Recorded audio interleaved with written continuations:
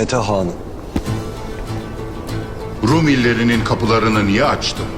Soyun fetihlerle gönensin diye Alparslan Sultan. Atan Ertuğrul uçlara niye vardı? Yolundan yürüyüp yurt tutsun diye.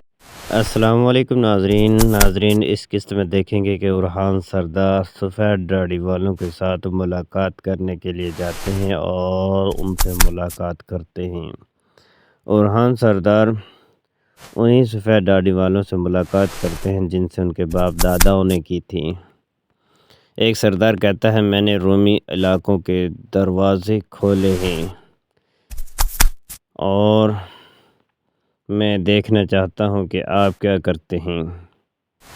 उरहान सरदार कहते हैं कि सरदार कहता है ताकि आपकी नस्लें फ़ातिह बने अरसलान की तरह, और तुम्हारे दादा अर्तुगरुल सरहदों पर क्यों आया था। उरहान से सवाल पूछते हैं कि तुम्हारे दादा यहाँ क्यों आए थे। आपके रिश्ते आपके रास्ते पर चलकर वतन हासिल करने के लिए हाजी शेख अहमद भी कहते हैं, वतन बना पाए तो रवायात को बरकरार रखा जाए। दूसरा सरदार कहता है कि जब तक ऊपर उरहान साहब कहते हैं, जब तक ऊपर नीला आसमान गिर नहीं जाता और नीचे काली ज़मीन फट नहीं जाती, हमारे वतन और अपने दिलों में नक्श रवायात को कौन तोड़ सकता है। उरहान सरदार कहते हैं, फिर रवायात को तोड़ने वाला बेराह रह जाता है और बेराह का वतन कब्ज़ा हो जाता है और उसका खून पहले मुझ पर हलाल होगा। उरहान साहब कहते हैं, और उसे मैं अपने हाथों से कत्ल करूँगा। एक और सरदार कहता है, लेकिन तुर्क हज़ारों सालों पहली बार बगैर रियासत के रह गए हैं। फिर एक और सरदार कहता है, जिस आखिरी सल्तनत को मैंने अपने दांतों और नाखनों की मेहनत से बनाया था, वो टुकड़े टुकड़े होकर ख़त्म हो गई है। अब तुम इसके बारे में क्या कहते हो। आखिरी सल्तनत तो ख़त्म हो गई है और तुम अपनी सल्तनत कायम करोगे। तुम अपने कंधों के बोझ से डरते नहीं हो। उरहान साहब, अगर डरूं मैं तो मेरी नस्लें ख़त्म हो जाएं। उरहान साहब कहते हैं, मेरा गोश्त टुकड़े टुकड़े होकर जहन्नम की राख बन जाए।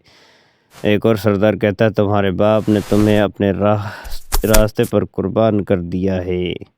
उरहान साहब कहते हैं, क्या। फिर एक और सरदार कहता है कि तो फिर तुम उठकर उसी रास्ते पर चलोगे, तुम अपने बाप को कुचलोगे,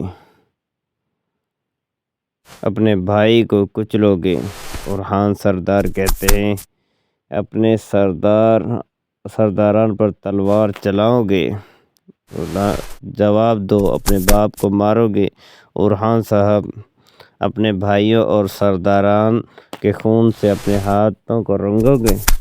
जो रवायात को सुनता है हुक्मरानी पा लेता है। उरहान साहब कहते हैं, जो रवायात को नहीं सुनता हुक्मरानी नहीं पा सकता। जो रवायात को पामाल करता है अंजाम भुगतता है। उरहान साहब कहते हैं, बाप पर हाथ नहीं उठा सकता, भाई के साथ तकसीम नहीं हो सकती।